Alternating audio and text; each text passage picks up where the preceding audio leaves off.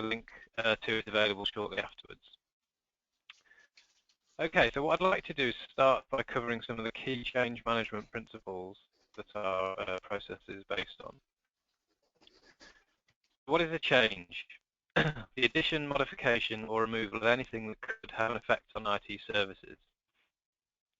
So fundamentally, we're looking at the effect or the impact of any proposed change, and therefore ultimately attempting to have an understanding and dealing with the risk associated with that change. So effectively, if there's no risk to the change that's being made, then it wouldn't be currently in the operational scope of our change management process. Where do changes come from?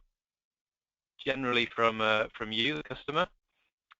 They can come from incident management, so where we have a problem with something that we need to fix straight away, where the fix may have a knock-on effect to other services.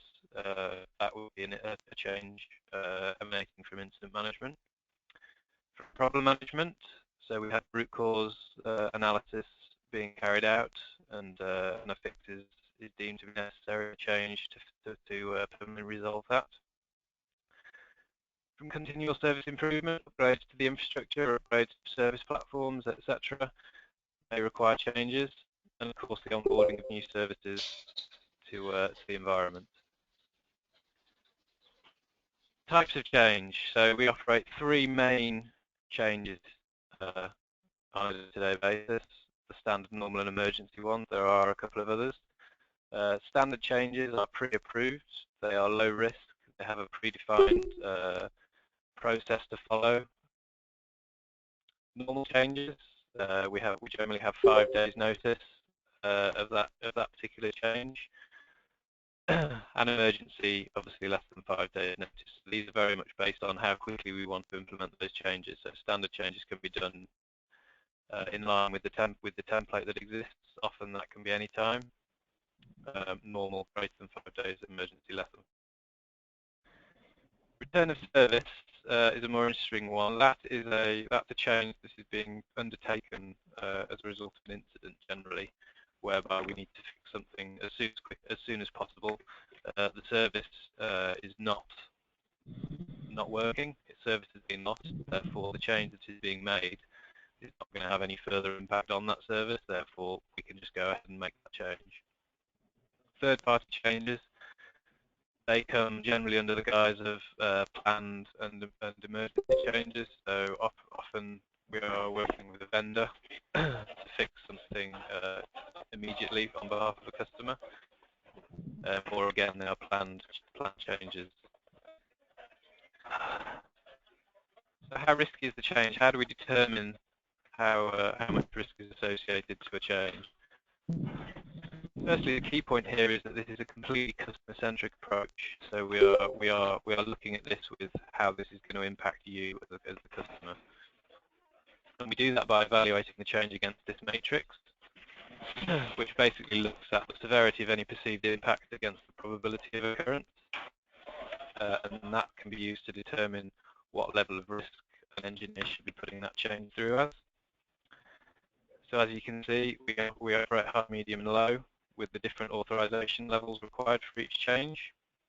And at the bottom there, I've just put a few examples of the kind of services that may be impacted depending on what the level of impact is there. So non-critical might be a very minor environmental or application change within your environment. A critical change, a key business system or service, such as a document management system. And a major change could be something more along the lines of kind of core back-end Eno infrastructure. So manage change at Eno.net. How do we do it? Ultimately, an engineer needs access to two systems that are linked. So our support system, which you've all used the custom interface element of, and our new RFC change management system. So I'm just going to flick over to that system now.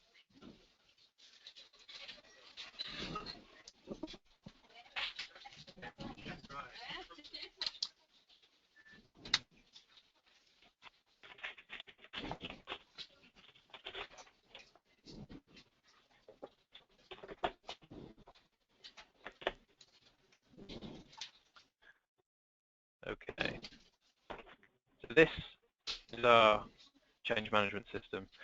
It was designed in-house and made in-house through a collaboration of one of our senior engineers and along with myself and David Flax, our service desk manager.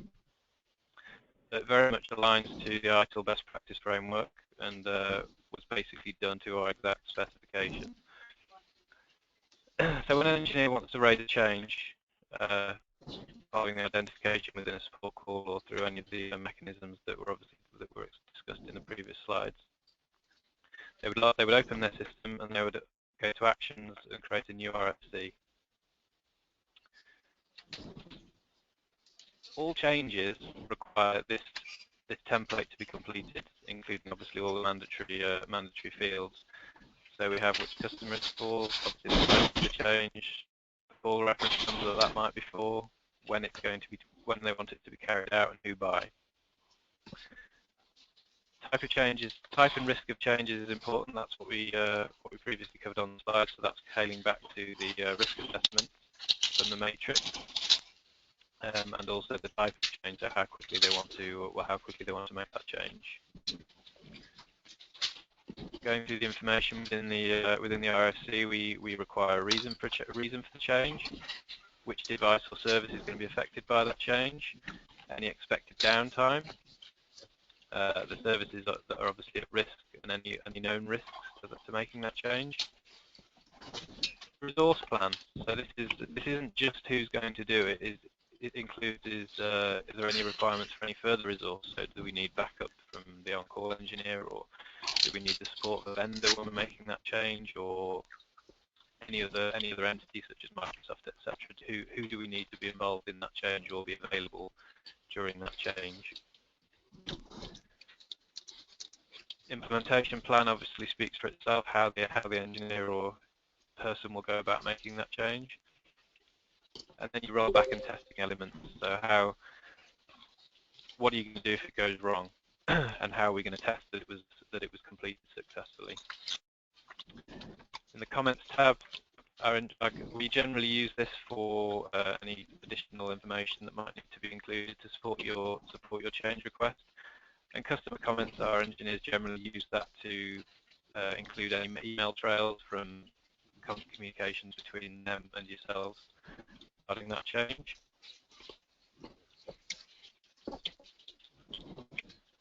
RFC Documents tab provides the ability to upload any additional documentation, again in support of that change. And the last couple of tabs is just a log tab which keeps track of everything that's been done within the RFC, and then an approval status. So as it happens, I have a pre-completed RFC here. And an engineer, so following completion of the RFC, they would simply save it, which saves as a draft. And they would then send it for approval. So we can see that my change has now been sent for approval here. When that's done, it will stamp the support call in relation to that change with the fact that that change has been requested. So if I just flick back,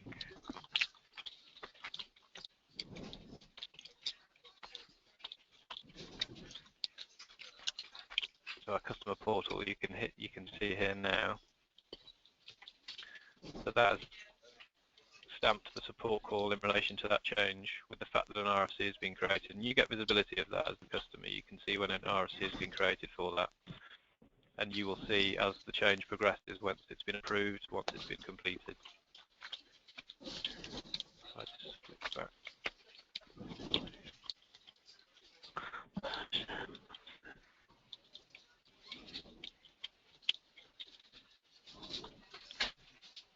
So I have a few changes here that I just want to go through in relation to the authorization levels. So I've already created these changes to explain the different authorization levels required when I'm making changes. So this change has been put through as a low risk. So as a result, the approval step is simply that of the change manager, so myself or any of the other approved, authorized members of staff that can approve changes. We have 5 other people at the moment currently authorized to make changes. So when we receive a low risk, it's simply the case that the change manager would review the contents of these tabs and the RFC as a whole and make a decision on that change. So following the review, we can select to either approve, defer, or reject that change. So I'm going to go ahead and approve that change.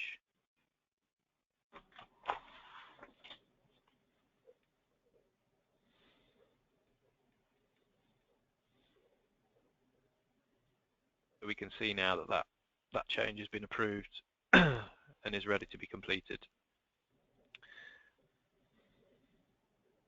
This change here requires a vote, so I can see that that's been put through as a medium risk change.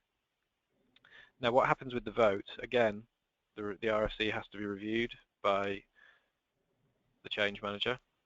But when a medium risk change is created, what it does is send an email out to all of the other moderators, all of the other approved, all of the other authorized to change approvers, asking them for their input.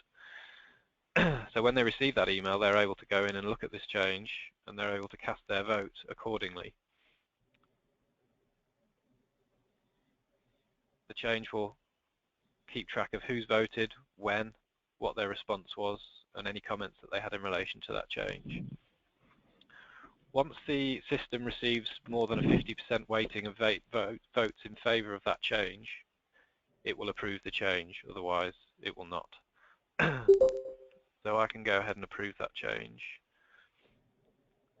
I'm pretty sure that because I'm the only moderator in the system at the moment, so it's just going to automatically approve it. So I can go back in and show you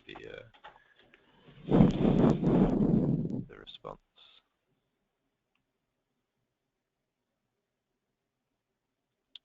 So if I go back into the change,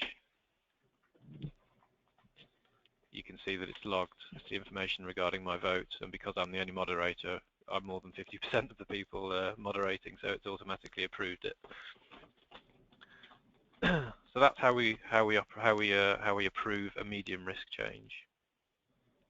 A high risk change, so that of this example here. These require a CAB meeting. Now that's a meeting called the Change Advisory Board, and that is held with all relevant stakeholders to that change. Again, it's a customer-centric meeting in which plans are reviewed and improvements and objections raised and documented.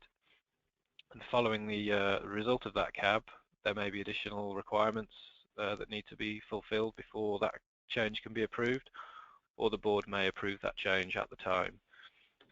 And the way that we process this within the system is simply by adding moderators to the CAB, defining when we want to plan it for, adding any supporting files, and then sending the invites out to the relevant moderators. And then again, much in the same way as the vote, we then get an option to approve, defer, or reject that change. So again, I'm just going to approve that change now.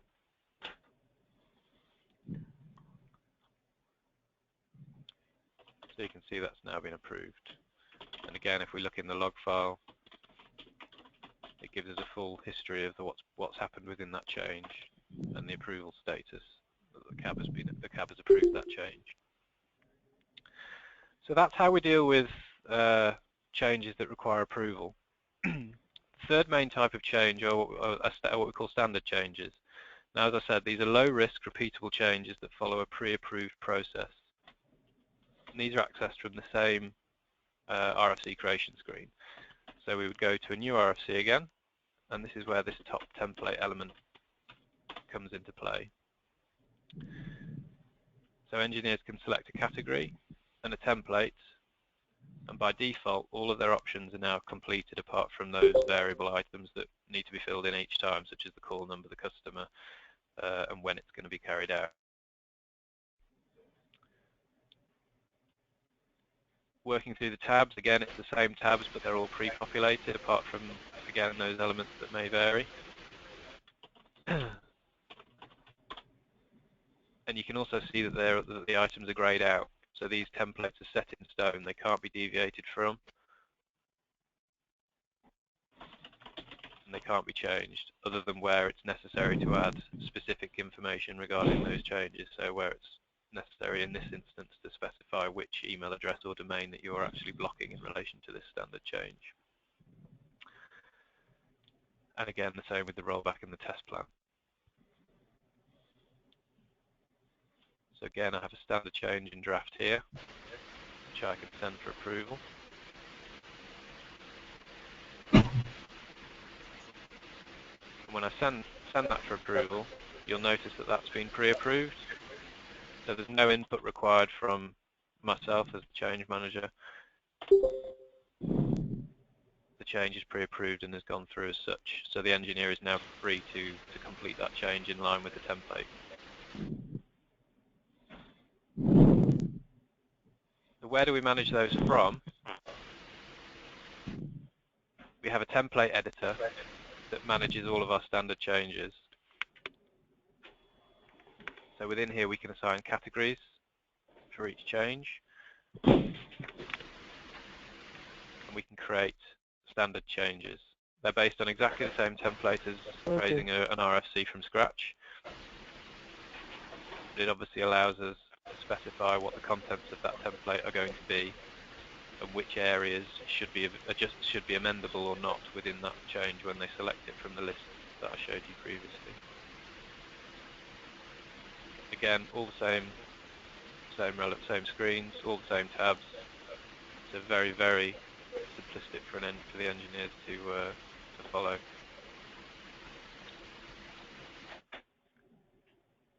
That's how we raise, approve, and process the three main types of change. And as I said, and as I demonstrated, once they're approved, they're ready for completion by the engineers. If we take this pre-approved change and mark it as complete, we then get the ability to complete this change with varying results. So depending on how that change went, we can select success, partially successful, rolled back or failed, and we can add any comments as well. So I'm going to mark that one as successful. And quite rightly, that is now telling me that I can't complete that change because we haven't got to the maintenance, because we haven't got to the window to make that change yet. So this is to prevent unauthorized changes.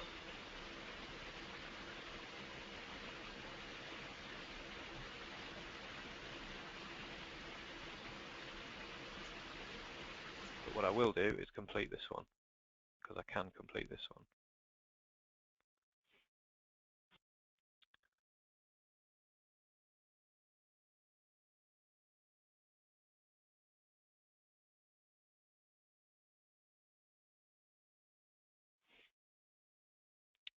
And what we should find, if I take you back to the support system,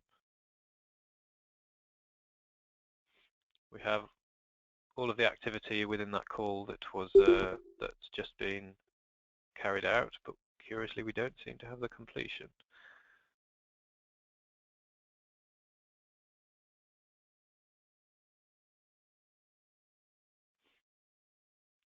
Okay, I'm not sure why that one's not completing. That's I'm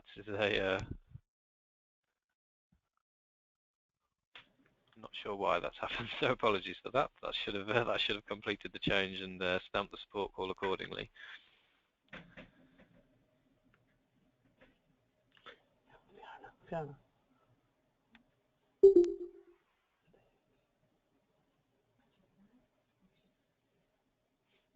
So,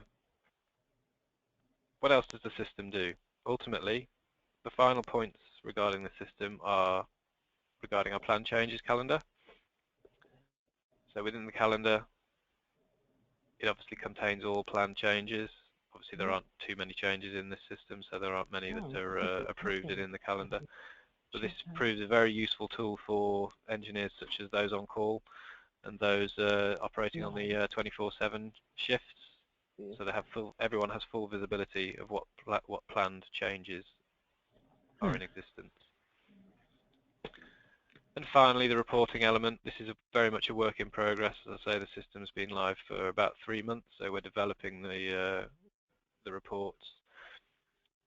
But we obviously have the ability to generate statistics for all of the changes. So we currently report on a weekly basis on the total number of changes completed, and obviously their completion statuses, and the backlog of outstanding changes. So what are the challenges that we face? If I just flick back to PowerPoint.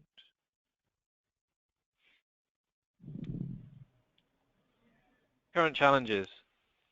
I've been asked a few times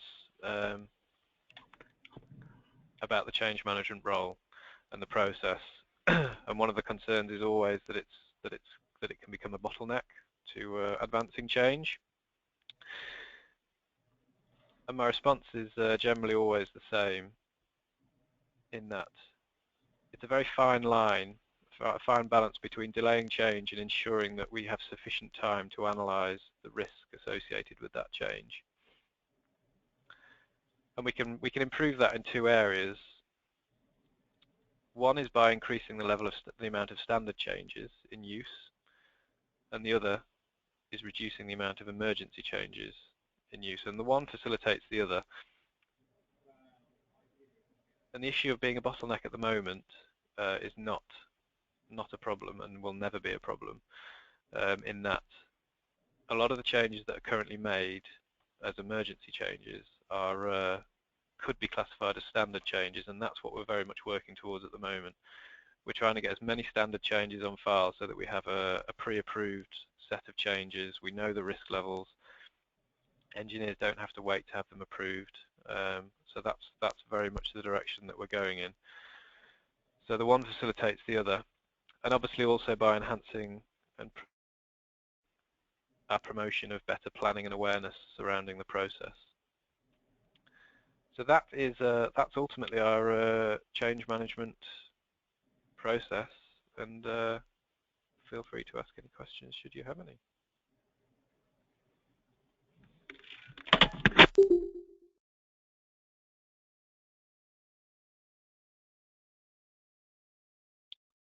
Anybody got any questions?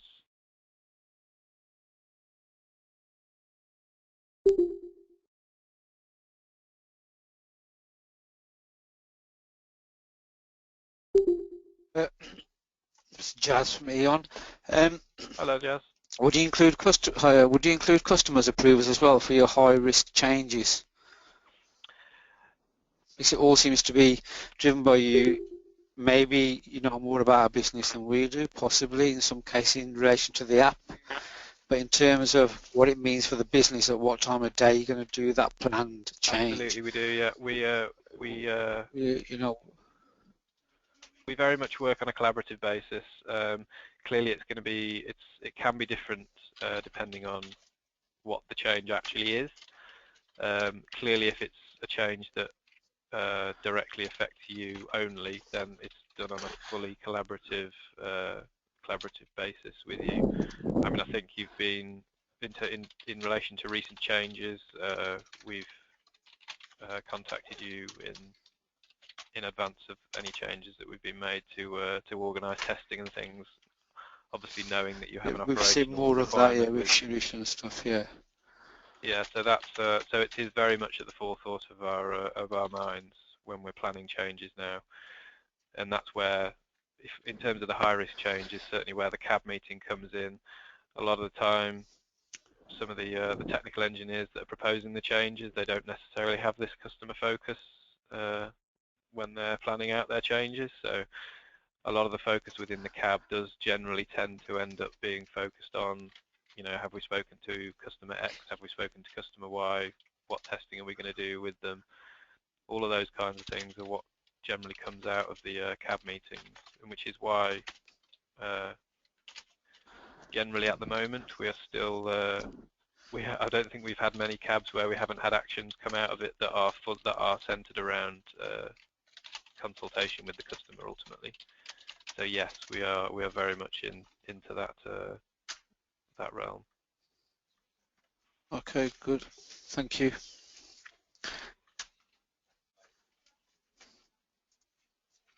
Any other questions?